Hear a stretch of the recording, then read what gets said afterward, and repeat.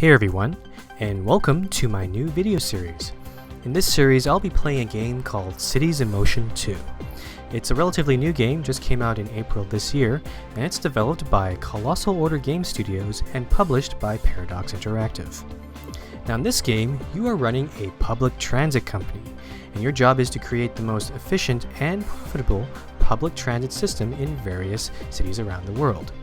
And since I am a self-described transit enthusiast, this game is definitely relevant to my interests. So let's get started. In this episode, I'll be playing her in the tutorial mission and hopefully show you the ropes. Alright, so here we are in the tutorial city.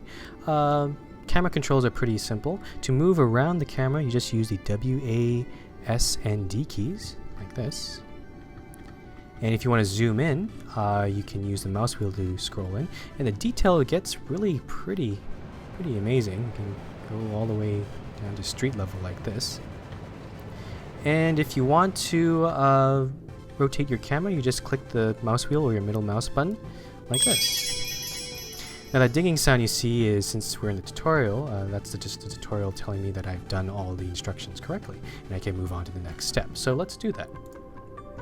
Alright, so the fun thing about this game is that your city has a bunch of different people and like different kind of social groups, and you can try to cater your bus routes or your tram routes or whatever to get those people to where they want to go. So the best way of seeing this is in the data view, which I've opened up here. Now, if I click buildings here, this will show me what kind of buildings are in my city. So green indicates homes, so I got suburbs here and some apartment buildings in the city. And the red indicates workplaces, so I got a big industrial district down here and a few office buildings in the downtown core over here. Now this is just buildings, but you can actually focus the data view onto different social groups. So in this case, I got blue collar workers. If I select this, it'll show me where the blue-collar workers live, and where they work. So they live, a lot of them seem to live in these two apartment complexes over here, and they all seem to work in any of these, in the industrial district, any of these factories over here.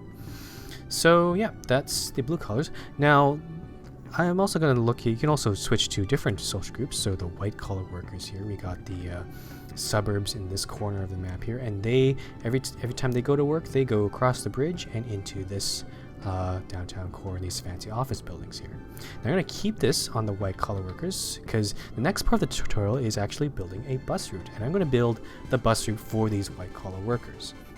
Just go into the next part of the tutorial. Can't really pronounce there. So here we got, let's open up the construction menu. Thank you, tutorial. Thank you. Okay, so now to build a bus line, each bus line needs two different things: a depot, or depot, I guess you call it, where the buses start and stop and get maintenance from, and also a bunch of stops. So, bus stops, we got several different kinds of stops here. Bus stop with sign, shelter, a shelter with bench, so pretty fancy, and two different kinds of depots. So we got a basic bus depot. Depot, I don't know how to pronounce it, to be honest. I'll call it depot. So large bus depot which can carry more buses. So we're gonna so let's build a depot first. So let's go over here. I already got a spot in mind here, so I'll build it right there. Okay, so and then the depot is where the bus route's gonna start and stop. So then you just build stops, actually bus stops, where passengers can get on and off. So I'm gonna make this one take a left turn onto this road, and we'll stop there because I want to also make another left turn onto this on-ramp right here so it can get to the suburbs over there. So I'm gonna do that, and you'll notice that when I place a stop, there's this big white circle. That is the catchment area around the stop, and that basically any buildings within that catchment area, the people living in those buildings will walk to that stop. So you can be pretty generous. You don't have to. You can make the stops overlap in some ways, but you don't really have to. So, okay, so the tutorial only told me to build a few stops, but I'm actually going to make this bus line a bit longer. So I'll build a few more stops like so. Okay, so those are all the stops in the suburbs.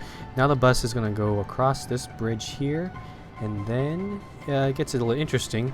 There are two ways it can go. It can go on this off-ramp to the back to this road here, or go into the downtown core onto this big 4-lane road here. I think that's what I'm going to do. I'm going to go into the downtown core and stop there.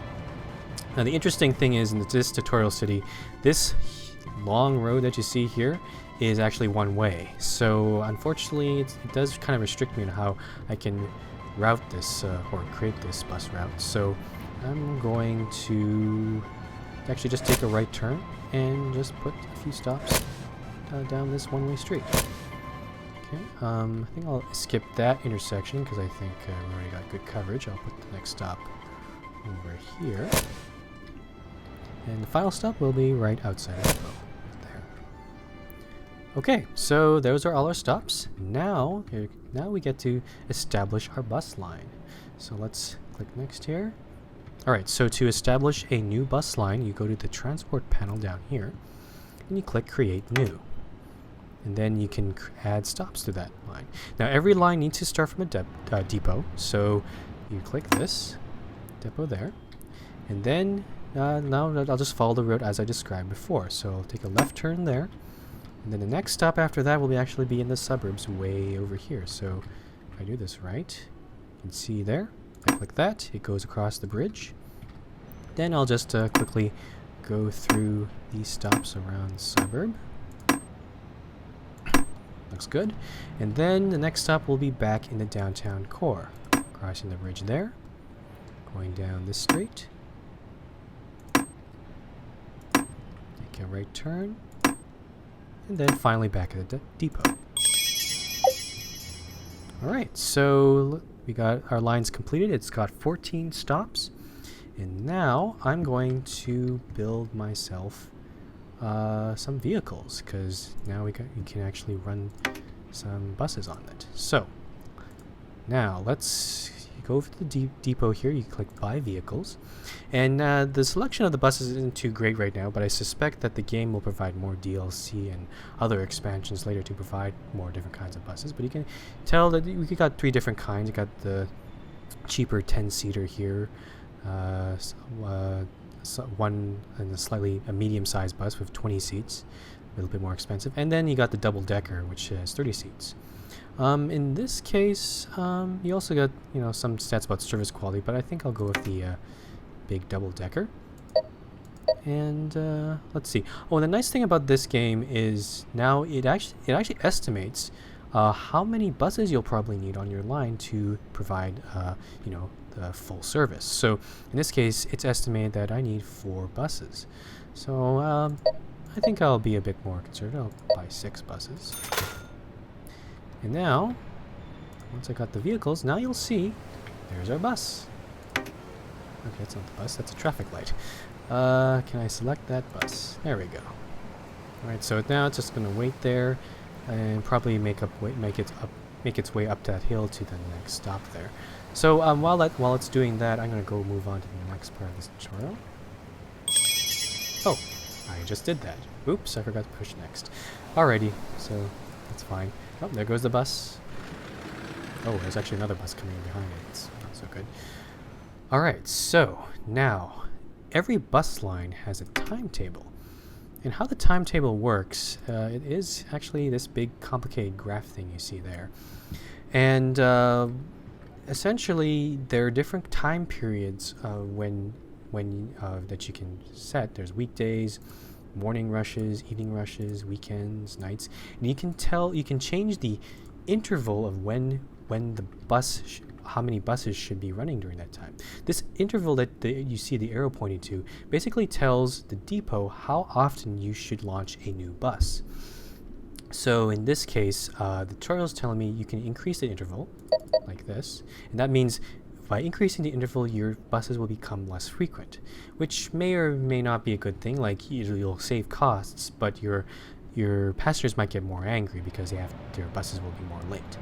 So I'm going to do what the tutorial says. I'm going to increase the interval to every 2 hours and 30 minutes and push OK. Okay, so yeah, that's how schedule is working. And going back to that thing, you can always increase or decrease the interval depending on which time period. So maybe during the morning rush, maybe I'll change the interval to a little bit less, maybe every hour or so, because more people will be using the buses during that time. So yeah, it gives you a bit of flexibility. I'm not sure how important it is to the game. Like usually you don't want to be spending too much time. Some people might not want to spend too much time micromanaging that sort of details, but it's an interesting aspect of the game, I think. So yep, that's that. Let's move on to the next part of the tutorial. Okay, so unlike the original Cities of Motion, you weren't able to actually build any roads, but now you can in Cities in Motion 2. And yeah, it allows you to build more routes and that sort of thing. But in this tutorial city, there's not much need for new roads, so I'm just going to, just to fulfill the tutorial and make it happy, I'm going to build a road outside in the boonies here. And now, so you go to the construction menu, you build roads, and you got several different kinds of roads. And even in there, there's a whole different kinds of lane structure that you can choose. So some of them are like just 2-lane roads. Some of them are bus-only lanes, which is quite kind of interesting. And also some of them have like different configurations for parking lanes and all those sort of things. And this is just the regular roads. There are also one-way roads, avenues with little medians inside of them, expressways, like pedestrian streets. Like it's kind of an overwhelming selection, to be honest, but I can see why the developers went this way. It is pretty powerful. So all right, I'm just going to build a simple regular road. Let's do that, I guess. You just click intersection, it'll just automatically create a intersection for you, and click that. And now you can set waypoints. I could extend this road a bit more, but if you don't want to do that, you just click again where you just clicked, and it just builds the road for you, like so. So yeah, it allows you to easily undo in case you make a mistake. All right, so there's my little dinky road there. Not really doing very much. Let's keep going. You can tell I don't really like roads as much. I like the buses and the trams a lot more here. Oh, there's a bus going. Pretty cool stuff there. All right, so now